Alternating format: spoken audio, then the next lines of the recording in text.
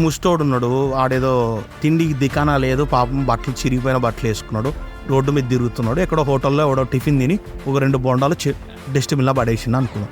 వీడు చూసిపోయి ఎవరు చూడకుండా ఆ డస్ట్బిన్లో తీసి ఆ 2 బోండాలు తిన్నాడు. వాని పరిస్థితి, వాని దరిద్రం అట్లా చూపించినాం మనం. సపోజ్ అట్లా చూపించినాం అనుకో, వాడు అట్లా పోతా ఉంటే ఎవడో బ్యాంకు నుంచి బ్యాగ్లో డబ్బులు డ్రా చేసుకొని వస్తూ ఉంటాడు. సడన్గా ఆ జిప్ ఏదో ఓపెన్ ఉండి 2 కట్టలు డబ్బులు కింద పడితే 500 రూపాయల నోట్ల కట్టలు 2 కట్టలు పడతాయి.